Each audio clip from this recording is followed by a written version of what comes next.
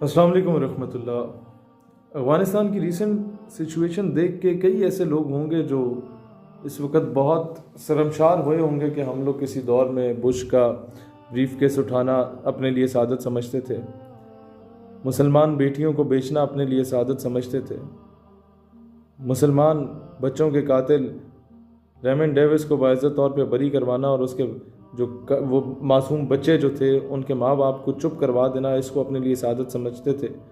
कई ऐसे लोग भी थे जो कर्नल जोसेफ को बाइज़्ज़त तौर पे मुल्क से बरी करने में भी अपनी आफियत समझते थे और ये समझते थे कि शायद हमेशा के लिए हुक्मरानी रहेगी अमेरिका की, और जब जब इनके चरणों में बैठेंगे, इनके तस्मे सीधे करेंगे, इनके बूट पॉलिश करेंगे, हमें इज़्ज़त मिलेगी। आज ऐसे लोगों को मैं रोता हुआ देख रहा हूँ। आज ऐसे लोगों को मैं पिछले 3 दिनों से खामोश देख रहा हूँ। आज ऐसे लोगों को मैं पिछले 3 दिनों से बहुत ज़्यादा शर्मसार देख रहा हूँ। लेकिन शायद वो शर्म उनमें होती तो ज़रूर मानते कि हम गलती पर थे, लेकिन वो ऐसे ढीठ और बेगैरत हैं जिनके लिए कुर्सी की लालच नहीं, लालच छोटा लफ्ज़ है, कुर्सी की हवस that was more than important, इक़्तिदार की हवस that was even more than important. लेकिन एक चीज़ जो मैं बार बार चीखता था, क्योंकि हम बच्चे हैं, कम उम्र लोग हैं, हमारी बात की किधर इतनी वेटेज होती थी, लेकिन अगर वक्त पे अमल किया जाता तो शायद आज हम भी दहशतगर्दी का शिकार ना होते, शायद हमारे भी लेफ्टिनेंट कप्तान शहीद ना होते, शायद हमारे भी सिविलियन शहीद ना होते, शायद हमारे भी आम शहरी मस्जिदों, इमाम बारगाहों में, दरबारों पे धमाके ना होते, शायद हमारे भी सरकारी अमलाक को नुकसान ना पहुंचता। लेकिन जिन्हें अमेरिका के तस्मे सीधे करने, बूट पॉलिश करने से फुर्सत मिले तो वो हमें सुने।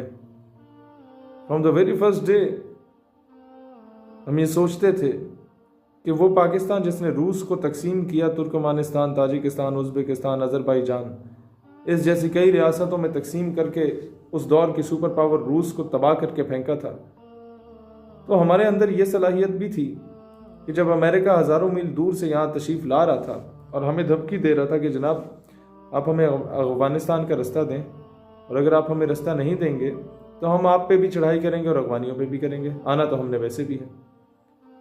तो एक तबका ऐसा था जिसने कहा कि जनाब for the larger interest of Pakistan हम इसे रास्ता दे देते हैं और डॉलर भी ले लेते हैं, अपनी बहन बेटी बेचनी पड़ी तो कोई मसला नहीं, डॉलर जो मिल रहे हैं, अपने बच्चे उठाए जाएं, अपने मौलवी उठाए जाएं, अपने जिहादी उठाए जाएं तो कोई मसला नहीं, बगैर तनख्वाहों के शहादतें देने वाले कश्मीर में उठाए जाएं, मारे जाएं, ड्रोन स्ट्राइक्स में शहीद किए जाएं, कोई मसला नहीं, बाजोड़ के मदरसे में ड्रोन स्ट्राइक करके दर्जनों बच्चों को शहीद कर दिया जाए, कोई मसला नहीं।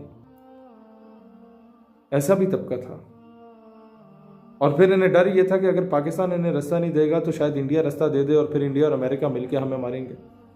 लेकिन शायद इन ढगों को ये मालूम नहीं था कि अमेरिका जब हज़ारों मील दूर से तशरीफ़ ला रहा था तो पाकिस्तान की आवाम तो एंटी अमेरिकन थी ही, लेकिन जिस तरीके से रूस जब इंटरवीन करने की कोशिश कर रहा था तब अमेरिका सुपर पावर की गेम में था, उसने हमें सपोर्ट किया। इसी तरीके से अब हम चाइना को बड़ा भाई बना सकते थे, उसकी सपोर्ट ले सकते थे। Pakistan plus China plus Iran anti America plus Afghanistan anti America, ये 4 ममालिक मिल के अगर अमेरिका को काउंटर करते तो शायद आज ये हाल ना होता।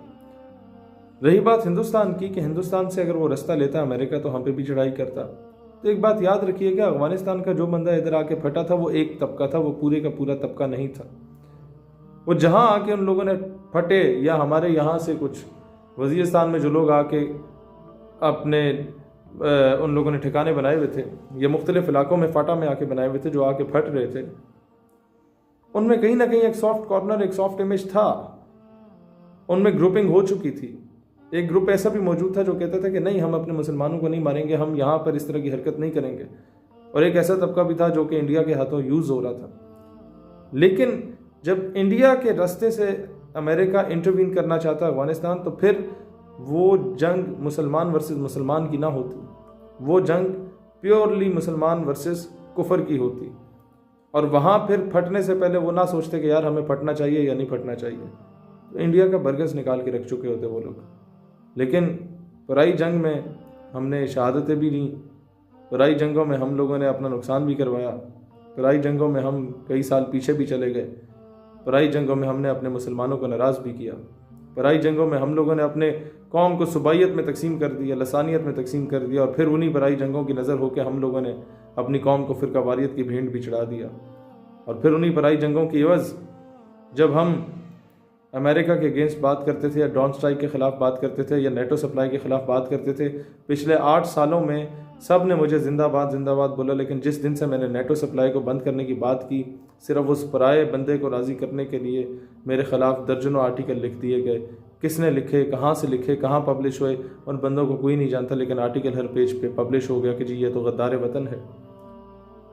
इस तरह की बातें, क्या हम किसी और के हाथों में खेल रहे हैं? क्या हम यूज़ हो रहे हैं? क्या हम कठपुतली बन चुके हैं? अगर हैं, यकीनन है, तो कब तक बूट पॉलिश करेंगे अंग्रेज़ों के?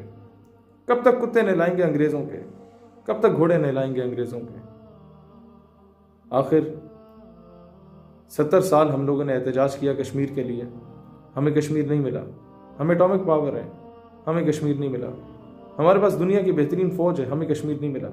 हमारे पास दुनिया की बेहतरीन वो कौम है जिसकी माएँ बहनें बेटियां भी खाइयाँ बेलचे लेके मैदान में आ जाती हैं, लेकिन हमें कश्मीर नहीं मिला, क्योंकि हम 70 सालों से एहतजाज कर रहे हैं। अफगानिस्तान ने सिर्फ 19 साल जिहाद किया। उसके किसी माँ को मैंने नहीं देखा कि बच्चों को लेकर उसने दरिया में छलांग मारी हो। किसी बाप को मुफलिसी या भूख प्यास की वजह से खुदकुशी करते नहीं देखा। किसी को मायूसी के आलम में नहीं देखा। पहनने को चप्पल नहीं होते थे, लेकिन नंगे पैर बंदूक लेके निकले होते थे। काबिज फौजों को उन्होंने भगाया। आज वही लोग जिनको दहशतगर्द कहा जाता था, वही लोग जिनकी डॉक्यूमेंट्रीज हमारे मीडिया पे चला के दिखाई जाती थी कि जनाब ये दाढ़ी वाला है, इसने वेस्ट कोट पहनी है, इसने पगड़ी पहनी हुई है, इसके पांचे टखनों से ऊपर है, इसने खेड़ पहनी हुई है, इसका हुलिया पठानों वाला है, शायद ये दहशतगर्द हो, और इस नंबर पर रब्ता कर लें, बता लें, हमें बता दें कि जी दहशतगर्द आ गए। वो दौर भी हमने देखा आज से 7-8 साल पहले के जब हमारे किसी दोस्त की दाढ़ी या खत बढ़ जाता था तो लोग उसे कहते थे ये क्या दहशतगर्दों वाला हुलिया तुमने बना लिया। वो दौर भी हम देख चुके हैं कि जब हर चौक चौराहे पे अगर चेक किया जाता था तो दाढ़ी वाले को चेक किया जाता था। वो दौर भी हमने देखा कि जब हम पार्कों में जाते थे, कोई दाढ़ी वाला आता था तो हम लोग उठ के साइड पे बैठ जाया करते थे कि शायद ये कोई धमाका तो नहीं करने आ रहा। इस तरीके से 5th जनरेशन वॉरफेयर जो हम कहते हैं कि मीडिया वॉरफेयर है, वो हमने खुद उसके सबसे बड़े शिकार रहे और ख़ुद ही हमने उसे जनरेट करके अपने ही खिलाफ इस्तेमाल किया। दुश्मन ने साजिश नहीं की, हमने खुद सबसे बड़ी साजिश अपने खिलाफ की।